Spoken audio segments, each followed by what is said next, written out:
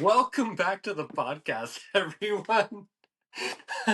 I am your host, Alex, along with my co host, Tatum. Together, we make up between two barbells. Be sure to follow us on all social media platforms that we have. Tatum will tell you about that in the end because I am so brain dead right now. I have no idea where this is even going. So, today, everyone, it's a Tatum episode. This is what we call a Tatum vent sesh. So, Yeah, a little bit. yeah, a little bit. As you can see, it is nighttime because guess what? We are adulting now. I am out in my clinical rotations for physical therapy. Therefore, Tatum has to suffer and record this at night. Yeah, bro. I should be getting ready for bed right now. It's 7 o'clock at night. Oh my gosh, calm down. Calm down. Grandma! Funny, I work with grandmas now. Alrighty. So, overarching topic for today, because this came up recently and I'm still in like a mood about it. It literally, hold on, it literally popped up on my TikTok For You page before we started this podcast episode. Love that. Just throwing that out there. Overarching topic today is people who you know don't know what they're talking about, but who are dead set on correcting you because they think they know more than you. This is something I've dealt with in person some, admittedly. But like, especially as I think like a young woman who posts a lot of training content and all of that online, I get a lot of that online.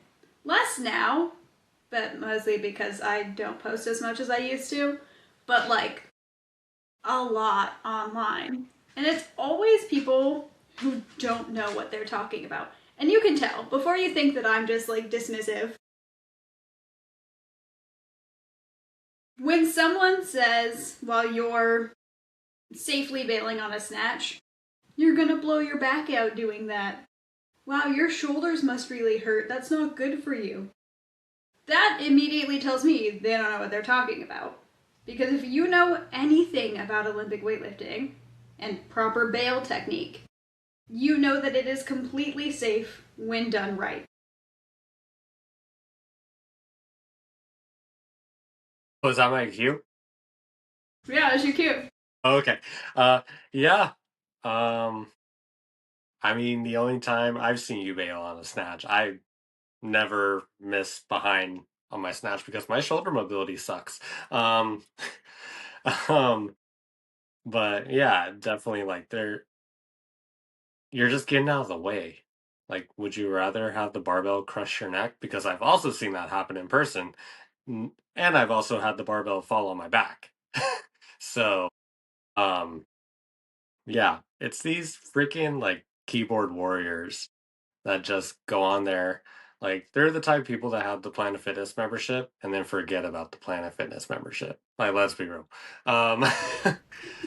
Which, look, Um, if Planet Fitness is the only place you can train, or like that's a place where you're comfortable and you're still getting into the gym, no hate on Planet Fitness directly. no, But if you work out at a gym that doesn't even have a barbell and you want to try and correct what I do as like an actual competitive sport, you don't know what you're talking about. is it bad that now just for fun I want to try to do a snatch on a Smith machine?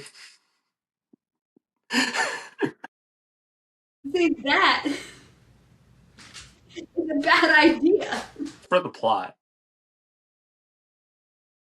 Don't hurt yourself. I They mean, have those like 4 direction Smith machines now. Have you seen those? yeah, I've seen those. I've worked on I one feel of like you them. could maybe get away with it on there. I just don't know if you would catch your like locking mechanism, your safety. I want to do it on like the actual Planet Fitness one that's at a slant.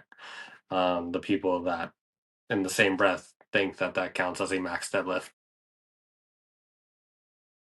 So there's a lot we could talk about with this. This is actually pretty great. You. Here's the Right. thing. We can go over qualifications. I've been coaching a lot longer than you, but you have more formal education in all of this. It's what you got your undergrad in. You're in PTA school. You're like working with patients now. You have a lot more formal education in this than me, which is something that I like wildly respect and am happy to rely on you for. So what you're saying is you have no idea what you're talking about, and I know more than you. What I'm saying is I've learned from life and also my own education. Like I going into college made the decision to either go into like business and marketing or into kines. And for two reasons I didn't go into kines. One, I figured that I put so much of my time and effort and I know myself. I will gladly continue my own education on that and learn it myself. So I felt like the business side of things, knowing that my end goal was to own a team and to maybe one day own a gym. We'll see what happens with this life. It's not a great business idea, but alas. It's really not. Number two, at Pepperdine, if you're going to do sports med, you have to take organic chemistry because it's the only chemistry they offer, and I didn't want to take OChem. I didn't even have to take organic chemistry. That's what I'm saying. It's the only chemistry that they offered at Pepperdine to like get your degree, so you had to take OChem. I wasn't That's going to do that. that's so Not a dumb. chance. So yeah, I went like business and marketing, and it's worked out for me thus far. God, that's like being an engineering major and taking a PE class. Yeah. But yeah, so I don't have as much formal education as you, but again, I have a lot of years of experience under my belt, both as an athlete and as a coach. I've worked as like an actual. I started off coaching weightlifting in a CrossFit gym, and then I also ended up coaching CrossFit classes, which I've done at 3 or 4 different gyms now, I think. Like, Mhm. coached CrossFit. I coached, I mean, I've been coaching weightlifting freelance, and then we started the team. So I've been coaching that with our team, with Primal, for almost 6 years. Yeah, Oh my God. we We've been running for a we minute, huh? established in 2020. Established in 2020, yeah. We Um, You now have a few weeks to get the 5 year anniversary party going. So okay. Well, as the only founding member still in this company, I'll throw a party for myself. Thank you. wow, it's like I'm not even here. Shit. Um, but yeah, I mean, I worked as a personal trainer at a 24-hour fitness, and I've done like not just weightlifting coaching, but personal training, weight loss, weight gain, power building, like all of that sort of thing. Um, I've been kind of all over the map as far as like working in gyms and then working on my own as a coach. And I've learned a lot in my years, don't get me wrong, and I've changed my mind on a lot of things. Again, don't get me wrong. I'm never claiming to know everything because I don't think anybody does. And I don't think that I am the like best by any means because I think you can always be better and there's always someone out there who is better than you. Mhm. But the idea is to strive to learn more, to keep educating yourself, to keep finding things that you're like, wow, I used to think about this differently, but now that I think about it this way, I'm going to go ahead and change my mind on this because that's what you do. When you realize you were wrong, you change your mind and then move forward with that new information. But for people who you know have no idea what they're talking about, I cannot tell you the amount of times that I have had people tell me that it's not safe the way that I squat because my knees go over my toes.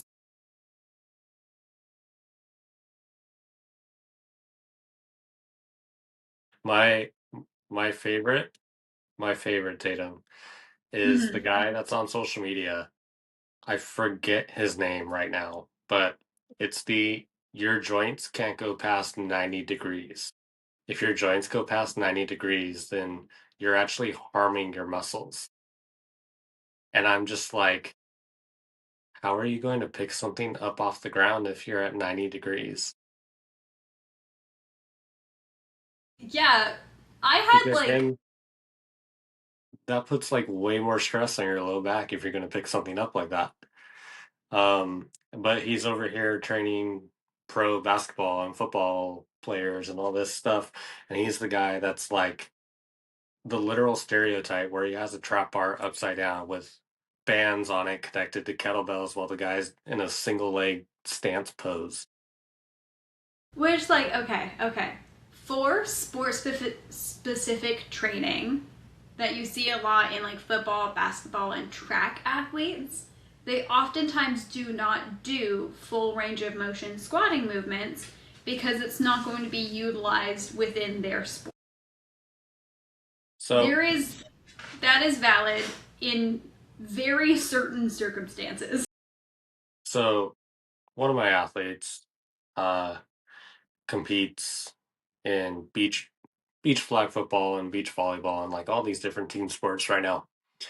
Yes, I do put this person into different positions that I think would relate better when they are playing their sport, but I don't take away the complete movement, right? So it's like they'll do full squats, then they'll do box squats, just as an example.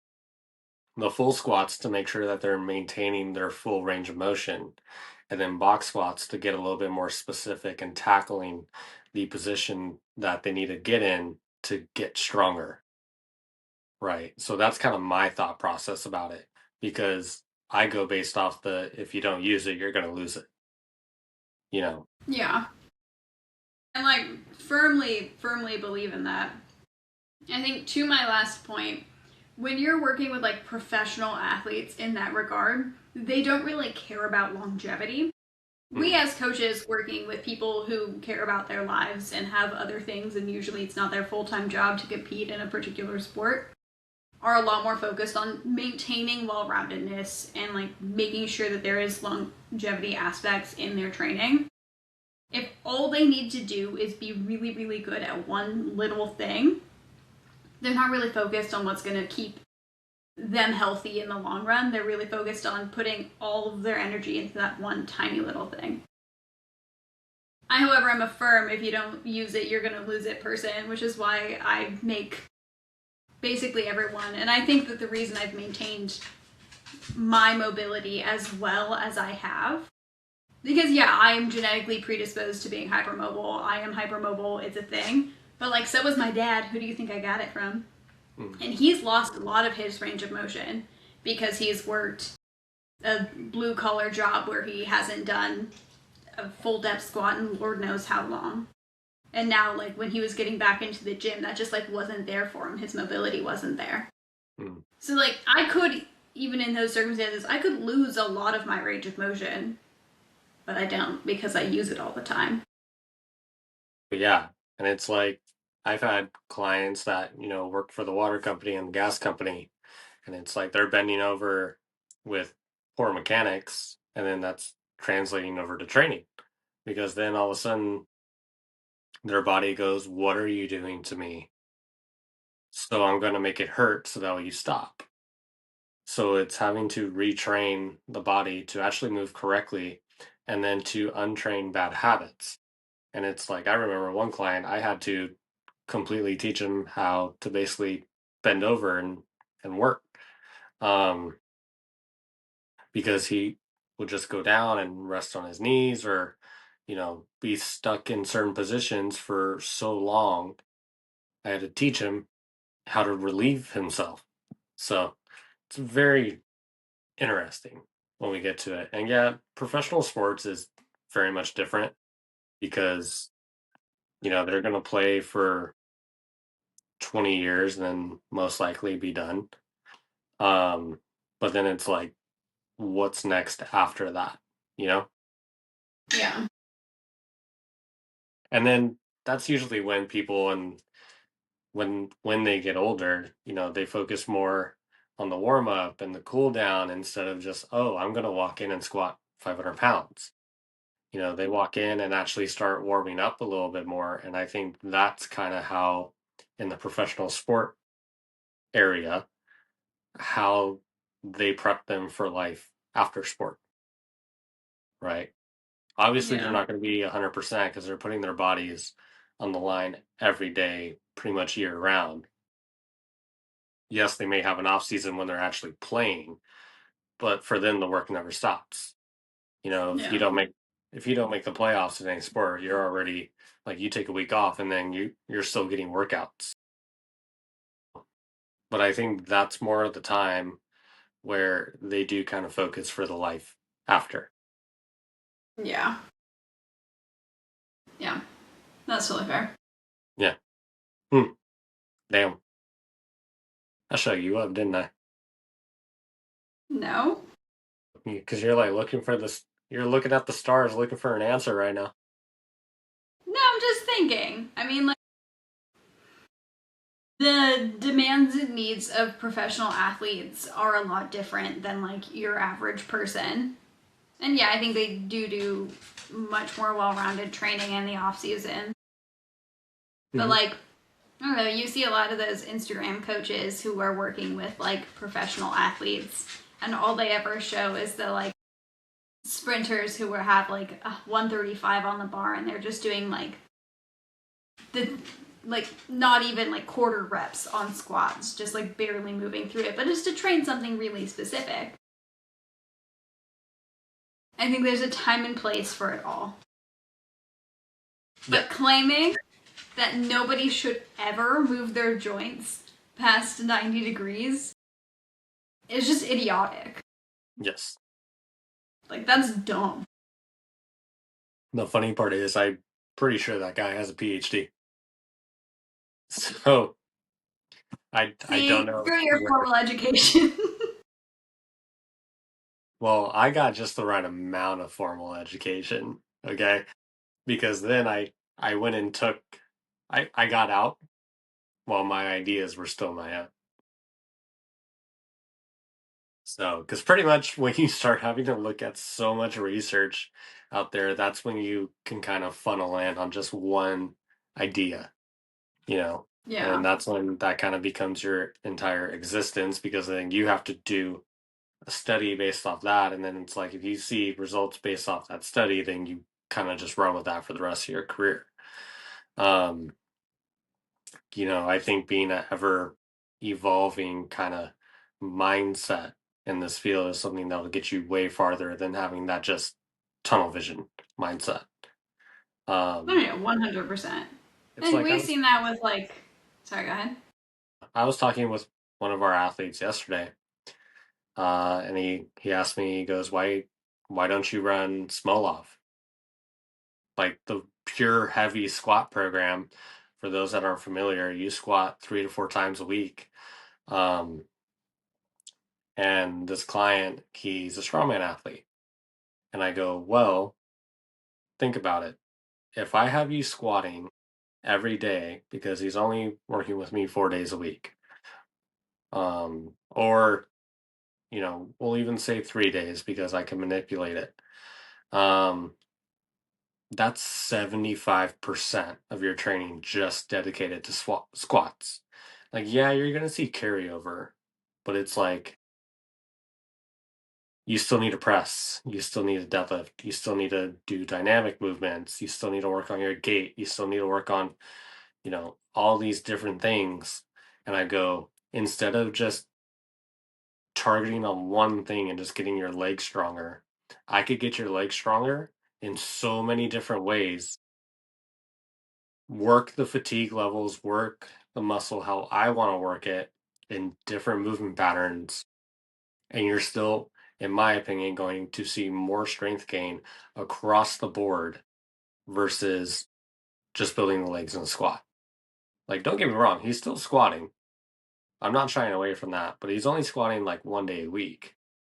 But then it's like he's deadlifting pretty heavy on another day, and then he's doing pressing, which again, we're at the point where he's doing quarter squats and pauses and isometric and eccentric work. And it's just, there's a lot of factors that being a good coach, you have to manipulate what you want to do with your athletes in order to achieve a lot more gain than just a very tunnel vision mindset.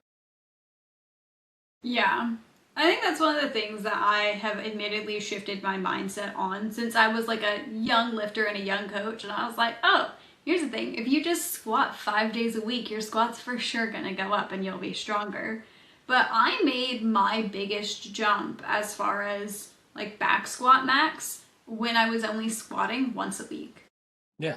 And I was doing like crazy accessories, and intensity was so much higher than I was accustomed to because Hmm. one really intense day a week and then proper recovery for my body throughout the week led me to much greater results than doing 5 low to medium intensity days, and you would have like one higher intensity day every like 4 to 6 weeks.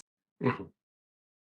And I think that neither of them is wrong. Both of them made my squat go up. And running more consistent squatting with lower intensity allowed me to focus on all of my weightlifting work as well. I Hmm. wasn't just like so drained from squatting that that day was just shot and that was the only thing I could do.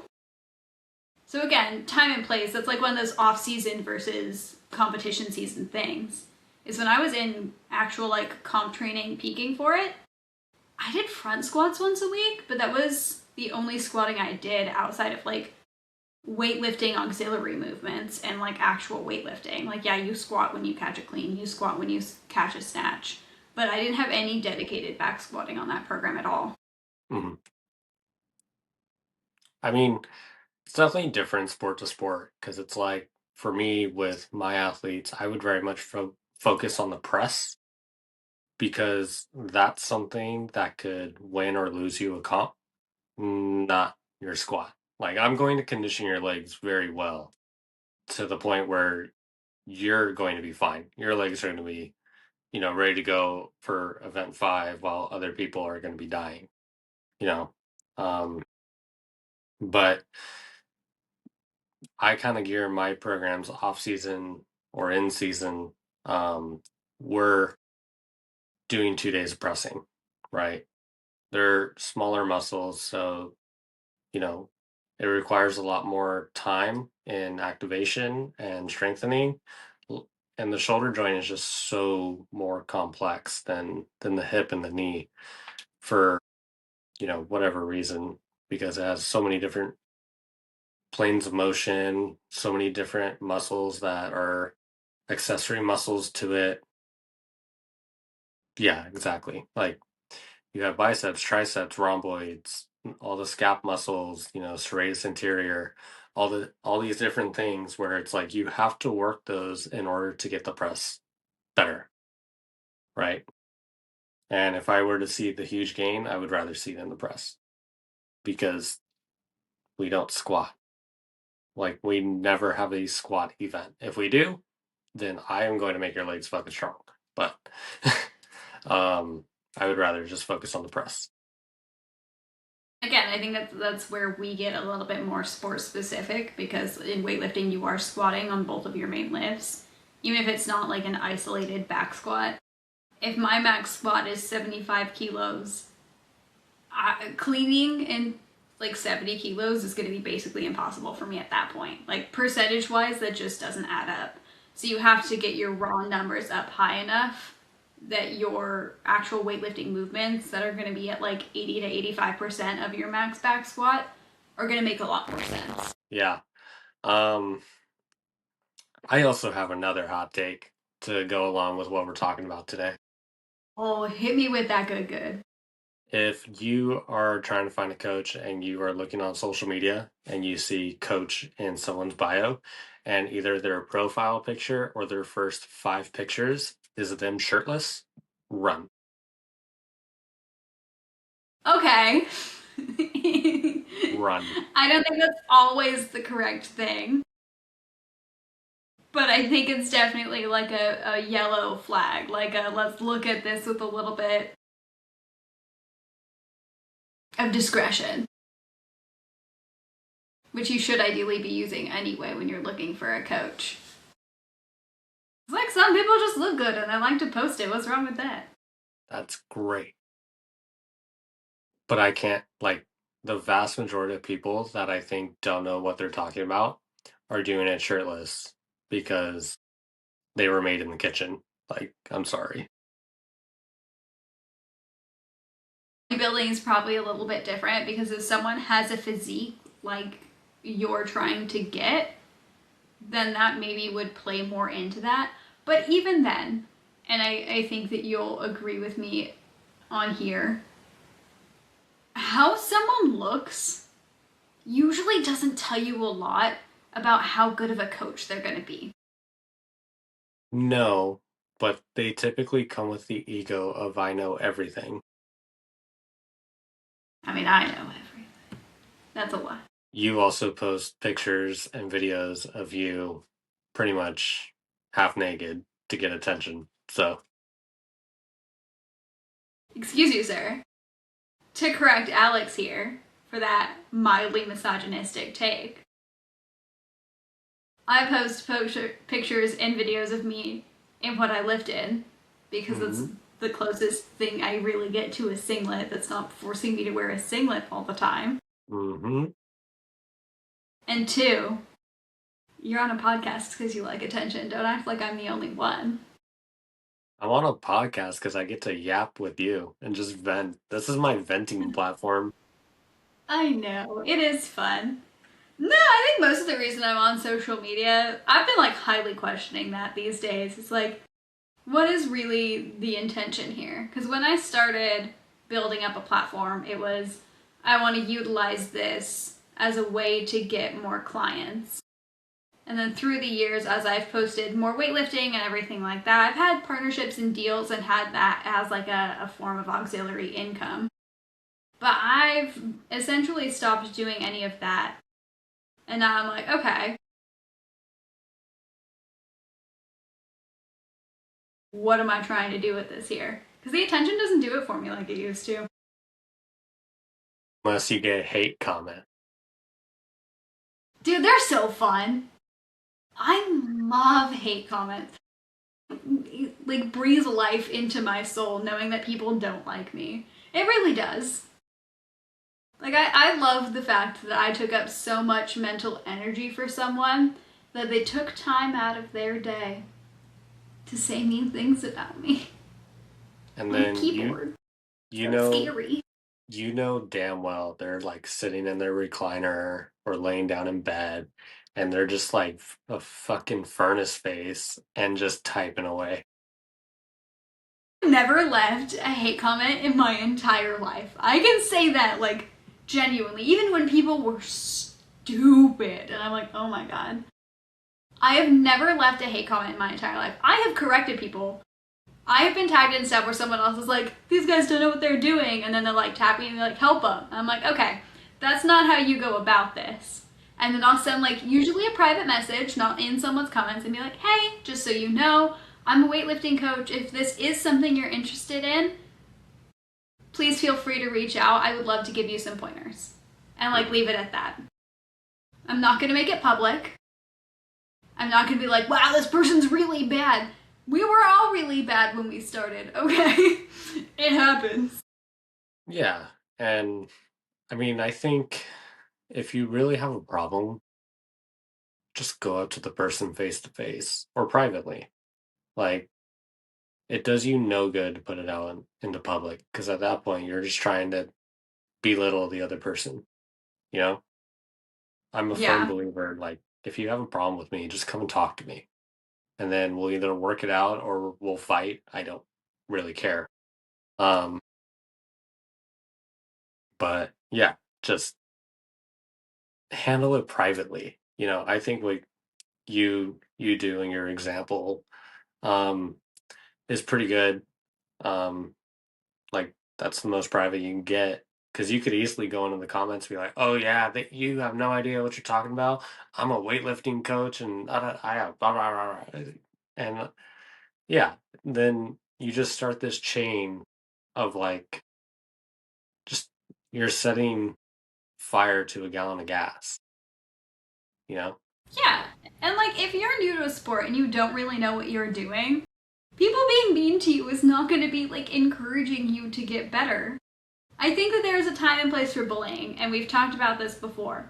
But I don't think that when someone is new, that's the time or the place. I think bullying is when someone like knows that you truly deeply do care about them and then you're like a little bit mean as motivation, that's different. But it's the same thing with people's attitude towards like New Year's resolutioners. People are like, I don't want these people in my gym. They're not even going to last a month. Why would I bother? Like, were you not new at the gym once? Like, when did you get started? Granted, I didn't get started working out at New Year's because that's just not the timeline that worked out. But like, if that's the fresh start that someone wants, why would you intentionally make the gym an unpleasant place? And people do that. That's baffling to me. No, yeah. Um, what I've noticed in, my years of experience, it's that commercial gyms very much are more prone, I guess, to being the judgmental place. Um, it's private gyms like Metroflex, Hot Barbell, just to name a few. There's tons of other facilities, but those are just the ones that I've seen firsthand. Like people walk in and they want to create a space, like a safe space. I've heard so many times from people that I talk to, like, oh, Metroflex is so intimidating. It's dark. There's big people there. There's people walking around without shirts on, and all this stuff. And I go, honestly, that guy without a shirt is probably going to come up to you and ask you if you know what you're doing and honestly help you out because he doesn't want to see you get hurt, you know, or they just Yeah. leave you alone and let you figure it out on your own. Like you're not going to be secretly have a video taken of you to post online to be like, oh, this person has no idea what they're doing. Like they genuinely want to help, and then that's how I think you create a strong community, which is what these Yeah. owners, of these gyms truly want for their space. They want a community. They want people to show up when they're not around and be like, hey, you don't know how to do this. My name is so and so. Let me show you. Let me make this moment right here more enjoyable for you because then you're going to get it and then you're going to smile and have a great time and then we're going to become friends. You know. Yeah. Yeah, I worked at a commercial gym. I was working as a personal trainer at 24 when the new year hit. Like, I was around for that. And it was interesting to see how many people who were like our regulars there were just wildly unfriendly. What are you doing? The trainers were all like, this is awesome. I love people who don't know what they're doing because it's like a cash out for them. They're just like, oh, yes, let me get these resolutioners in. We'll offer our holiday deal, get you locked in on a contract that's going to cost you. Dude, it's so incredibly expensive, which is baffling. Like, I at times think that like we are fairly expensive for what we do. But considering the knowledge gap, like I've worked with a lot of trainers who don't really know what they're doing, but they do like to post shirtless pictures, so I'll give you that one. I think there was like a handful of trainers who was like, I could absolutely learn a lot from you. You are really, really good at this job. You know what you're talking about. And like, I'll still follow them on Instagram. Like, there's one girl at that gym that like I still avidly follow, and she's like one of the coolest people I've ever met. And I'm like, you know so much, and I have learned so much from her. But like most personal trainers don't really know what they're doing. No, But they like don't. at commercial gyms, I think the ones who get good usually go off and end up going on their own. But at commercial gyms, your job as a trainer isn't actually to train people, it's to do sales. And I hated it, which is why I did not work there very long. Because I was like, no, I'm not going to do that. I'm not going to try and tell you it's going to cost you $145 for us to meet for 50 minutes twice a week. $145 per session for us to meet. That's ridiculous. Yeah. That's ridiculous. And There it's are funny. way better coaches who cost you way less. It's funny because, towards the end of my bachelor's, I took a personal training class. Um, and they brought in a couple guest speakers, and one of them worked at a 24-hour fitness, not to like out the company or the name, but um, I think they were 20-minute sessions. I have no idea what the price was, but the baffling thing that really stood out from that conversation was you had the sales rep, so the front desk person, go, come on, let me give you a 15-minute just intro workout. And they murder them. Like they are on the floor, out of breath, puking. And then they get with a trainer that maybe knows what they're doing. And they're like, how come I'm not on the ground puking? Like, this isn't what I signed up for. So you have untrained, unqualified people that are giving people workouts, and then they go to someone that's actually knowledgeable and they go, I did not sign up for this. Why am I giving you my money? Then you have the people, and we could also get into this now. I think becoming a personal trainer needs to be harder. The education needs to be harder. The testing needs to be harder. Like, there are way too many people that could just wake up one day, get a basic certification for what, 250 bucks, and then So just yeah. go get a job. I think that needs to be way harder. Like, I think you need shadowing Yeah. hours. I think you need internships at different facilities and like all this stuff. And I also think you need basic life support and CPR training to become a personal You do. trainer. You have to be CPR and first aid qualified to work as a personal trainer at any gym I've worked at. Okay. Um, so well, that's at least good. But Yeah. I I, I do think that the training needs to be harder.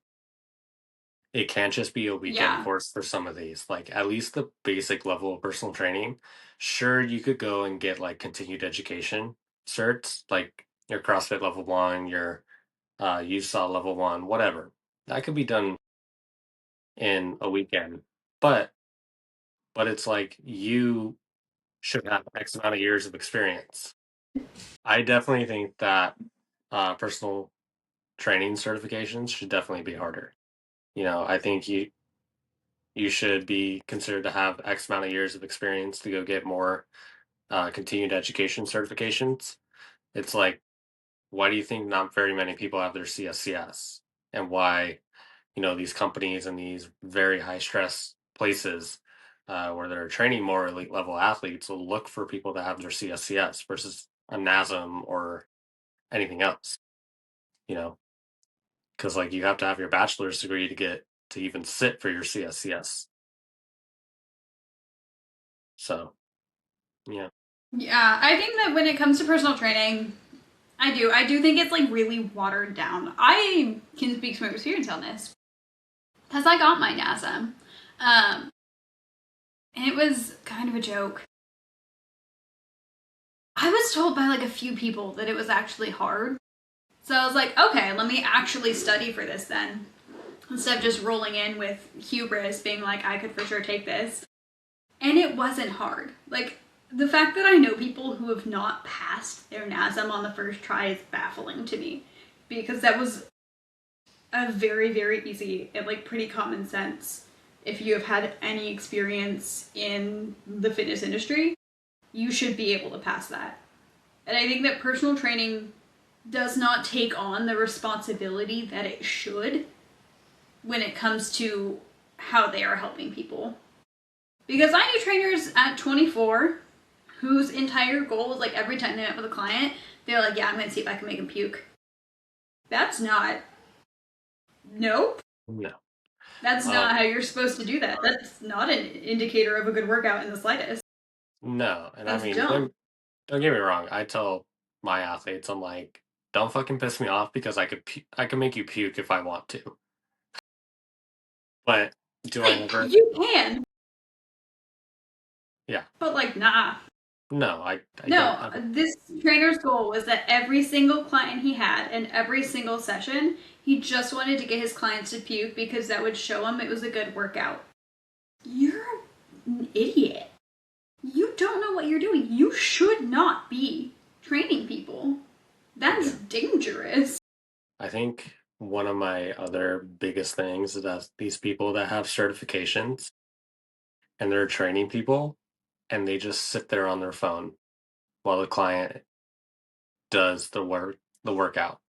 Like I think that is so And like when I see that at Metroflex, because there are people that do that there, I straight up want to go to that client and be like, hey, I'll actually give you attention that you'll fucking pay for instead of, me just sitting there on my phone and tell you, oh, how'd that feel?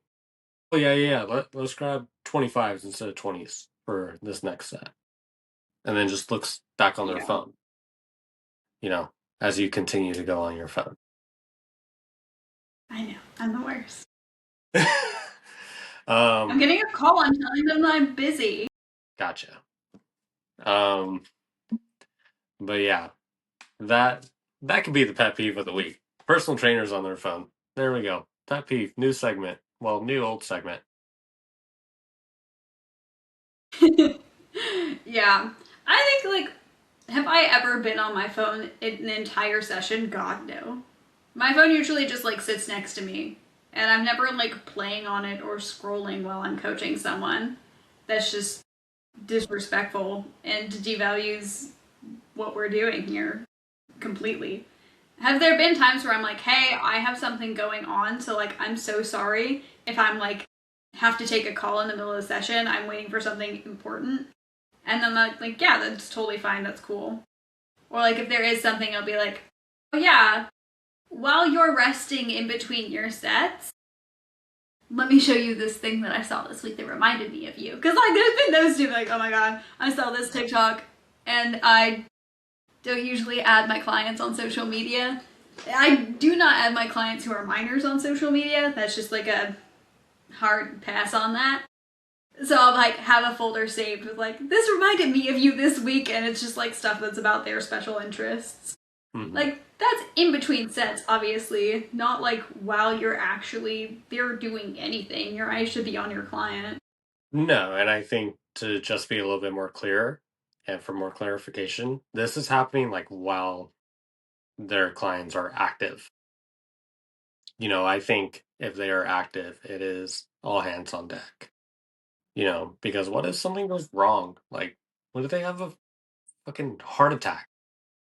You know, I'm completely over exaggerating this, but I'm just really trying to get the point across for all of our listeners. But, you know, what if like their form is wrong? What if, you know, or something very Yeah. serious happens? You have to pay attention.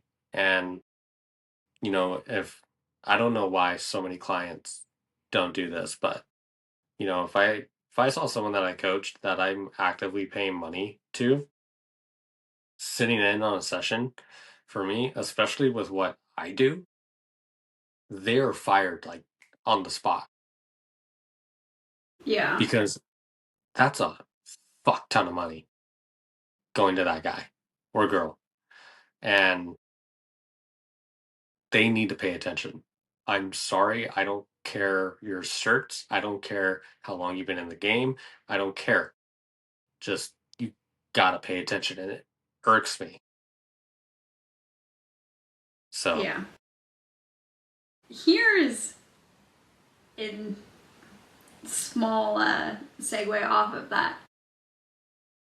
Some coaches go on their phone to record their clients a lot. I know I've done it. I know you've done it.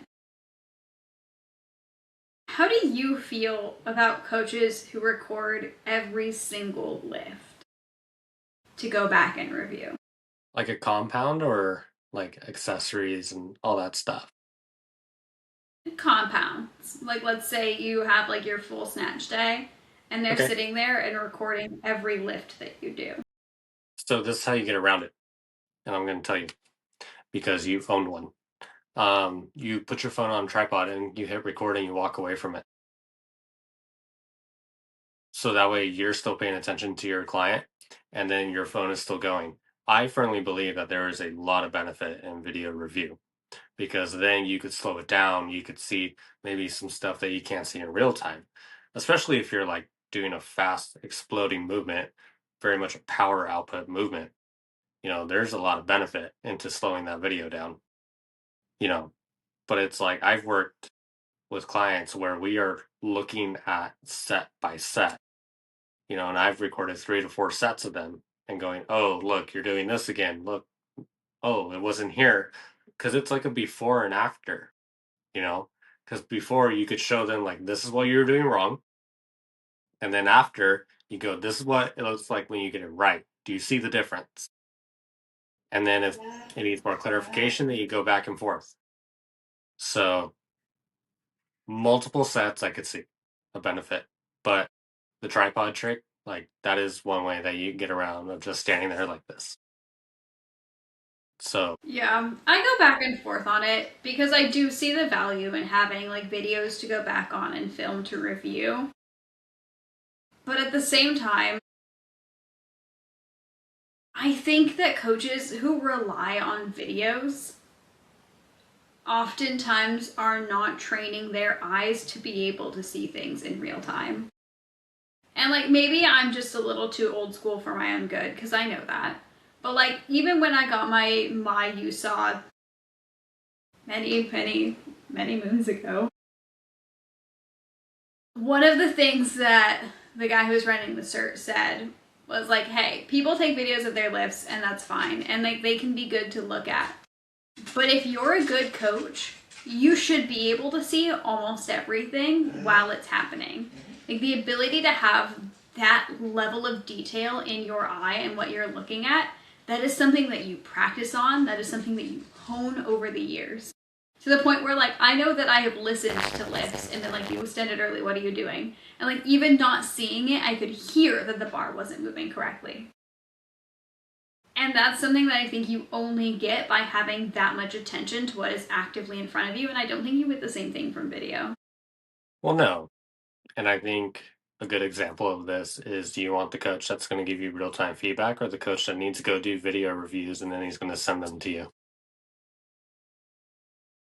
Because I think that, like, again, I've done both. I've recorded lifters plenty, especially if there's like something that's like continuously happening that doesn't make sense.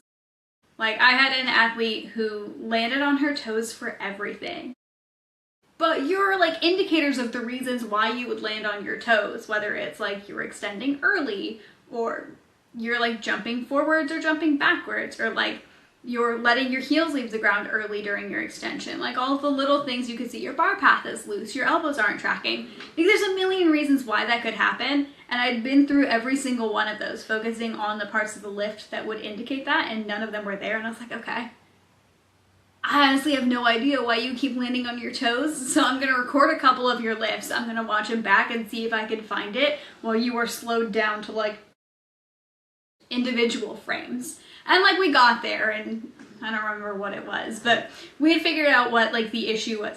Oh, she had a heel lift in her shoes, so she was just like was habitually landing on her toes, and then we like made the adjustment and it was fine. She just needed to get more comfortable sitting back on her heels. And like that's fine and dandy, and it's something I like wouldn't have really thought about until I like watched it through a few times. But by and large, I don't usually record lifts for athletes unless they're like maxes. That is funny that you use that example, because as soon as I get an athlete that has never worn like lifters or anything like that, I tell them, I go, your lifts are going to feel very weird. And you're going to feel the sensation of being forward all the time. So I want you to try to sit back on your heels as much as you can. So it's really funny that that was the reason why you couldn't figure out why the lift was going so bad. Well, because she wasn't new to weightlifting shoes. She had had them for years, but I didn't know she had added in that extra little heel lift because she was struggling with her ankle mobility, and she did that like right before she came to me. So I just was like, I had kind of disregarded her shoes being the issue because she'd had them for like 3 years. You're pretty acclimated by that time. No, Like, I yeah, know for that sure. I've been landing on my toes a ton because I was lifting in barefoot shoes for the past little while. Like, all of my lifts in barefoot shoes or just in socks. And I put my lifters on and I, like, missed everything. I was like, oh my god, no. I have to reacclimate to lifters? Yeah, like, that happens. Uh, good time. But yeah, you're gonna tell me what one of these random old dudes on Facebook who's hating on my videos is gonna know the difference that, like, a quarter of an inch in a weightlifting shoe makes as far as your extension or your catch position? No. Do you know who knows that? Me. Because I know more about weightlifting than they do. Why are exclusively you about on weightlifting. They probably know more about like fishing and classic cars. I don't know. why are you on Facebook? Like you're just asking for the old people. Okay, because I was on Facebook Marketplace. I post all of my stuff like across platforms. So everything that I post on Instagram also goes on Facebook, and that is a page that I do not check. But I was on Facebook Marketplace and I got like a drop down comment because the app was open, and it was some lady being like, "Everyone in the comments is being so mean. She's doing great." And I was like, "Everyone in my comments is being mean? Time to go to the comment section. I love it so much." We And yeah, no, they maybe were we just could idiots. maybe we could add that as a segment, the hate comment of the week. Hate comment of the week. I'm gonna have to get back to. I will post exclusively to get hate comments. Here's the thing, I don't rage bait. I am just a woman who weightlifts. And it was just a video of me weightlifting. There is no, like, I'm not trying to get anything out of that. I'm not over here, like, having hot takes and controversial opinions. But man, people will find a reason if they're looking for one. Oh yeah. Yeah. Everyone finds a reason to hate. But yeah, I think that is a good point to end on. What do you think? Yeah, no, I'm here for it. Okay. Okay. Well, I did the intro, so you do the outro because I'm tired. Alright, big dog. Thank you everyone for listening, watching, however you are consuming this content. We appreciate your continued consumption of this content. Make sure you follow us on socials. It's between the number two, Barbells PC. And subscribe to, like, comment, etc. on our actual podcast channels on YouTube and on Spotify.